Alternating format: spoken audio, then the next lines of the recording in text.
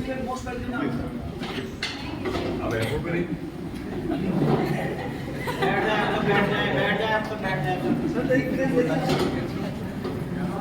ये तो आम आदमी पर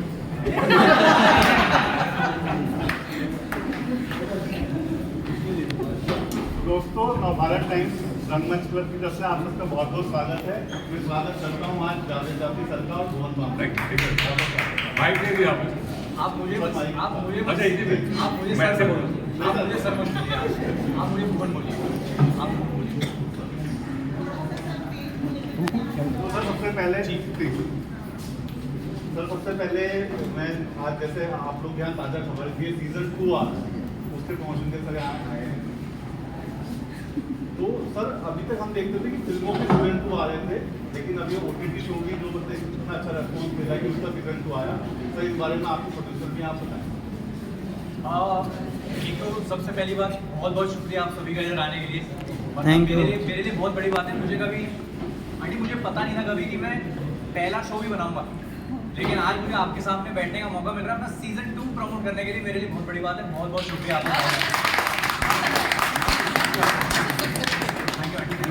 बस हमने बहुत ही कोशिश करी है कि हम जिस तरह लोगों ने सीजन 1 को इतना सारा प्यार दिया, हमने बस थोड़ी कोशिश करी कि सीजन 2 उससे भी बेहतर बनाए। और हमें इंटरनली हमें लगता है कि हमने वो कोशिश हमारी कामयाब रही है। अब हमने शो फाइनली प्लेटफॉर्म को दे दिया है, डिज्नी प्लस हॉटस्टार में दे दिया है, और अब प्रमोशन शुरू किया है। 27 सितंबर को आने वाला शो, और उस शो में एक टैगलाइन है कि किधर जा रहे हैं, औकात के बाहर। तो मेरे लिए औकात के बाहर जाने वाली बड़ी बात तो ये है कि मैं सीजन 2 बना पाया इस शो का। और दूसरी बात कि जिस इंसान को देख देख के मैं बड़ा हुआ हूँ, जो मेरा सबसे बड़ा आइकन है, वो आज मेरे साथ तो है ही।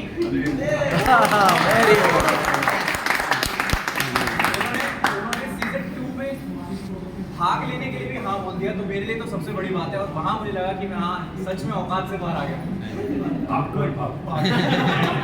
बिल्कुल सही कहा भुवन आपने कि जावेद सर को देखते हुए तो कई जनरेशन बड़ी हो गई थी। आपने नहीं कहा, हम तो आपको बचपन से देख रहे हैं। कई बचपन से देख रहे हैं। सर आप बताएं कि ये जो आप इस सीजन से जुड़ने का जो आपको मिला और भुवन जैसे कह रहे हैं आपने उसके लिए हाँ, तो क्या मतलब आपको उसमें रीजन दिखा कि भाई इसके बाद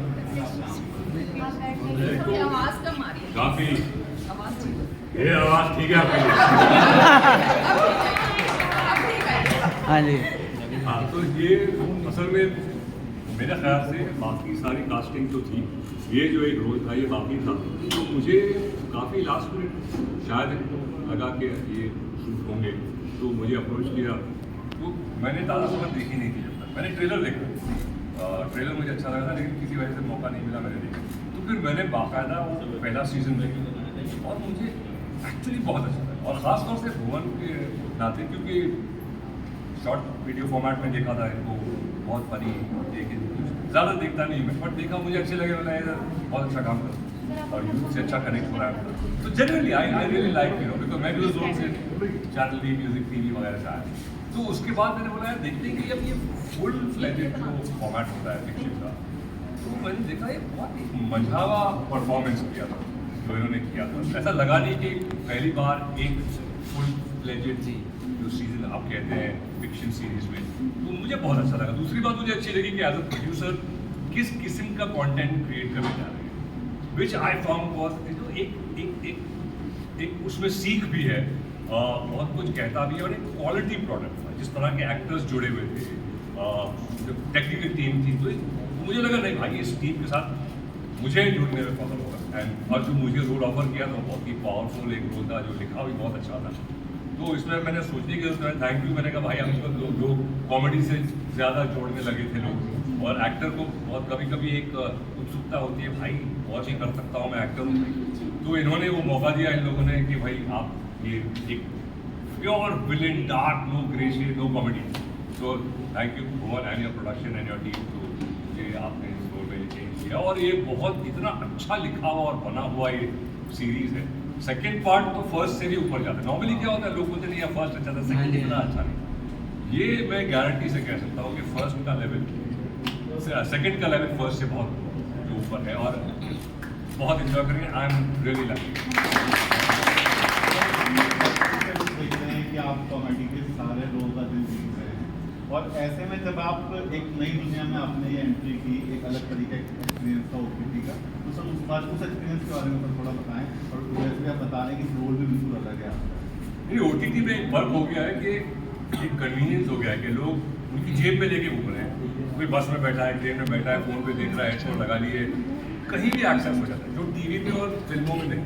तो ये ओटीटी का फायदा है। सेकंड ये है कि आप या तो एक साथ, जैसा हमारा सीरीज है वो आप एक साथ देख सकते हैं, 2.5 घंटे में आप पूरा सीरीज देख लीजिए। इतना लंबा नहीं किया, ये एक बहुत एक वाइज डिसीजन था जो इन्होंने लिया कि भाई ज़्यादा खींचना नहीं है, 8 घंटे का नहीं करना, हम 2.5 घंटे में पूरा कंप्लीट करते हैं। तो ये बहुत अच्छा निर्णय था। और ओटीटी का ये फायदा होता है कि आप कहीं रोक के कहीं से पिकअप करते हैं और कहानी में थोड़ा और लाइक फिल्म जो होती है कभी कभी ऐसा लगता है कि अरे कुछ और वक्त चाहिए था दिखाने के लिए। ओटीटी में हम चुन सकते हैं कि नहीं, हम 2.5 घंटे में आराम से एस्टैब्लिश करके सारे लोगों को जस्टिस करके कैरेक्टर्स को हम एक्सपैंड करें। तो ये हमने ये बनाया दादा खबर वेल बैलेंस्ड। और ओटीटी में काम करने का भी बहुत मज़ा है। जैसे फिल्म में काम करते हैं एक्टर के लिए, तो चाहे वो स्क्रीन जो भी हो, इतना सा हो या इतना बड़ा हो, हम तो वही करेंगे एज एन एक्टर। सर बड़े पर्दे से छोटे ओटीटी पे आए हैं, भुवन आप बताएं कि क्या आप ऐसा कुछ प्लान कर रहे हैं कि ओटीटी के बाद आप बड़े पर्दे की तरफ देखें? बस आपने बोल दिया हो जाएगा। ये वरदान। हाँ, ये वरदान है मेरे लिए। पर सपना है, जैसे हर एक बच्चे का जिसको सिनेमा से प्यार है, जिसको एक्टिंग से प्यार है, उसका सपना होता है कि मैं भी अपने आप को एक बड़े पर्दे पर पीवीआर में जाके मैं भी अपना ही वो 700-800 रुपए का पॉपकॉर्न लेके महंगा पॉपकॉर्न लेके बैठूं और उसको देखूं। डॉल्बी एटमॉस मेरी आवाज़ सुनो। पर हाँ, वो सपना है, वो रहेगा हमेशा। और एक उसी की तरफ सारी जद्दोजहद वहीं, उसी की तरफ सारी एनर्जी लगेगी। और ऐसा नहीं है कि बहुत जल्दबाजी है कि ये चाहिए ही चाहिए, लेकिन सब्र से चाहिए। मैं नहीं चाहता और मैं ये नहीं सोच रहा कि ये मेरे पास आएगा। मैं ये नहीं सोच रहा कि मैं जाके झपट्टा मारूं। मैं एक रास्ता बना रहा हूँ धीरे धीरे, और उस रास्ते में मुझे सिखाने वाले जे सर हैं, मुझे उस रास्ते में सिखाने वाले देवेंद्र भुजानी सर हैं, इस शो के माध्यम से महेश मांजरेकर सर हैं, श्रिया हैं। तो धीरे धीरे सबसे मैं सीखता हुआ, अपने दोस्तों से, परिवार वालों से। मैं सोच रहा हूँ कभी ना कभी अगर चाहा ऊपर वाले ने और आई बाबा ने तो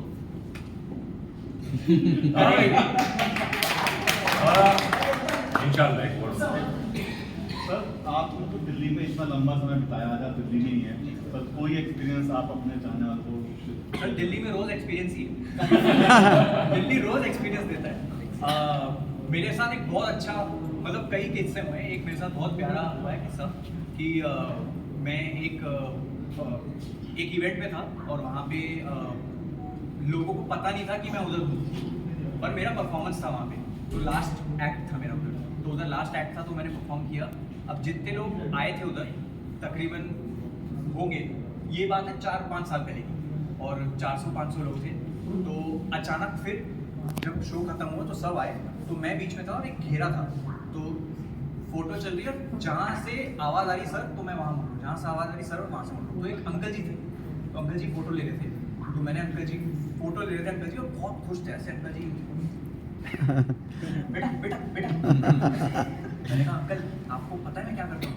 अंकल कह रहे नहीं फेसबुक पे डाल दूँ, कोई ना कोई तो बता ही देगा। मैंने कहा ये जीनियस है, कितना स्मार्ट जवाब। मैं खूब हंसा, उस फोटो में मेरी बहुत हंसते हुए फोटो है, उन्होंने मुझे टैग दिया उसके बाद। ऐसे बहुत खुश होते हैं दिल्ली, बहुत मजा। सर आप तो दिल्ली आते रहते हैं, तो सर कभी कोई आपके साथ इस तरीके का, या दिल्ली आके आपको क्या याद आता है? दिल्ली में एक बहुत मतलब एक बनी था, शूटिंग हो रही है और वहाँ की यहाँ के जो, अब वो ऑब्वियसली यहाँ के लोग जरा अभी सड़क पर शूट कर रहे हैं तो भीड़ हो जाती है, कभी 200-300 लोगों की। अब वो जो प्रोडक्शन वाले होते हैं, मतलब भाई तरह तो अब वो पीछे कैसे होते हैं ना, वैसे मतलब 2 इंच पीछे। अब उनको बोला थोड़ी देर बाद वो जो डायरेक्टर बोले अरे यार स्क्रीन में आ रहा है, उनको हटाओ ना। तब प्रोडक्शन वाले बोले भाई पीछे हट जा रहा भाई। और दिल्ली का जो लोकल प्रोडक्शन के लोग होते हैं ना, भाई पीछे हट जा भाई, अब वो फिर 4 इंच पीछे हो गए, अब वो घड़ी घड़ी भाई पीछे हट जा, अब कितना पीछे हटे, तो दिल्ली छोड़ दे।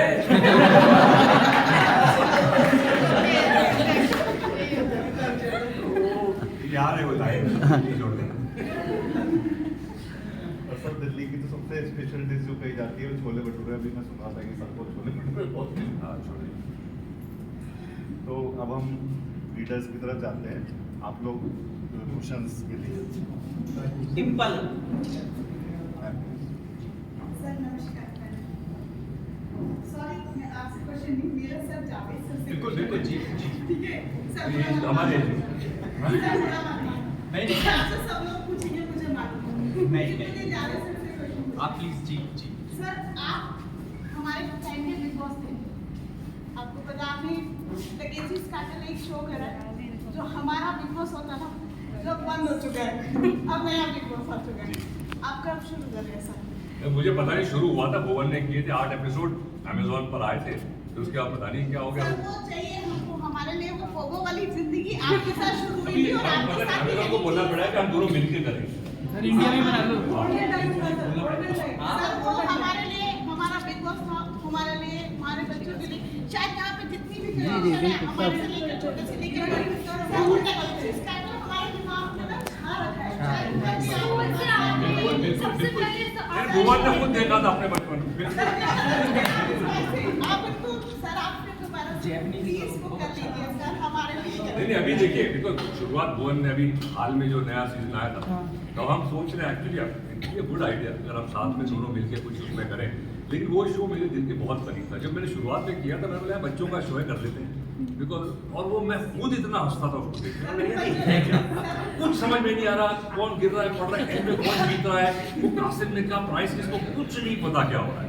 लेकिन वो उससे पता मुझे नहीं पता, लेकिन जैसे मैंने कहा हमने शो बच्चों के लिए, लेकिन एडल्ट्स की इतनी उसमें फॉलोइंग आ गई, जो माँ बाप थे और हमारे एज के इवन नॉर्मल 25, 26, 27 की उम्र के लोग, वो इस शो को इतना फॉलो कर रहे हैं। तो मेरी ज़िंदगी का एक बहुत अहम हिस्सा रहा है और मुझे बहुत कुछ प्यार उसके लोगों से मिला कि हमारे बचपन का, आप हमारे बचपन का हिस्सा रहे। तो थैंक यू आप लोगों ने साथ, होपफुली इंशाल्लाह कुछ हम कर पाएंगे। अच्छा वो मॉनिटर होता है ना क्लास में बुलाते हैं हमें। रंजिता नमस्कार सर, आपकी सीरीज के लिए ऑल द बेस्ट सबसे पहले तो। और आपको तो देखते आ रहे हैं, हम बस सीखते आ रहे हैं आपसे बहुत कुछ। और इतने सारी मतलब आपने वेरिएशन दिखाया है ना कि आप कॉमेडी भी करते हैं, कमेंट्री जो आप अभी बोल रहे थे तकेश से कि मतलब मेरी भतीजी ना वो ऑन करके ही वो खाना खाती थी कि आपकी कमेंट्री चल रही है तकेश कैसल पे और गिरते पड़ने तो बहुत गलती तो नहीं होती। बहुत मज़ा आ रहा। तो आप इतने वर्सेटाइल एक्टर हैं, तो कुछ ऐसा जो अभी रह गया है आप करना चाहते हैं? हाँ बहुत कुछ है, आर्टिस्ट के लिए हमेशा उमरते दम तक रहेगा कुछ का कुछ कि यार मैं ये भी करूँ, ये भी करूँ। वो तो हर आर्टिस्ट के मन में वो कभी खत्म नहीं होता, और खत्म हो जाएगा फिर वो मर गया। तो होपफुली इंशाल्लाह आप लोगों की दुआएं रही और खुशी रही तो कुछ अच्छा काम और करेंगे नए किस्म का। सिमरन जी सर, मेरा सवाल आपसे है। सबसे पहले तो मैं आप दोनों को बहुत बहुत बधाई देना चाहूँगी सीज़न 2 के लिए, जिसको सीज़न 1 में हमने आपको बहुत पसंद किया था, क्योंकि हम आपको बीवी की वाइन से ही देखते आ रहे हैं और तब से ही आपके फैन हैं। तो सर मेरा आपसे ये सवाल है कि जैसे आप बीवी के वाइन्स में आप खुद ही डायरेक्ट करते थे, खुद ही स्क्रिप्ट लिखते थे, सब कुछ कैमरा में आप खुद ही मैनेज करते थे सारी चीज़ें, तो जब आप OTT पर आए, तो जब आपको गौर सर ने डायरेक्ट किया, आपको डायरेक्ट किया, आपको डायरेक्ट, तो वो एक्सपीरियंस क्या रहा सर आपका? बहुत नया एक्सपीरियंस था और बहुत ज़बरदस्त एक्सपीरियंस था वो, क्योंकि अभी तक वो 4 दीवारी में ही करता था मैं शूट घर के अंदर। वहाँ से फिर सीज़न 2 की अगर मैं बात करूँ, ताज़ा खबर सीज़न 2 की, तो उसमें हमारे सेट पे 200 लोग थे, 200 लोगों का क्रू था। अब 200 लोगों के क्रू के साथ काम करना, ऐसे मंचे हुए एक्टर्स के सामने काम करना, वो बहुत एक ऐसा एक्सपीरियंस था जो कि पहले हाथ पाँव काँपते हैं। शुरू के 10 दिन में तो बिल्कुल मैं डर के उठता था रोज़ सुबह कि अरे आज किसके साथ है। उस दिन मुझे किसी ने बताया कि उस दिन मैं उठा, मैंने कहा अरे आज थोड़ा रात का शूट है, किसके साथ है? कह रहे महेश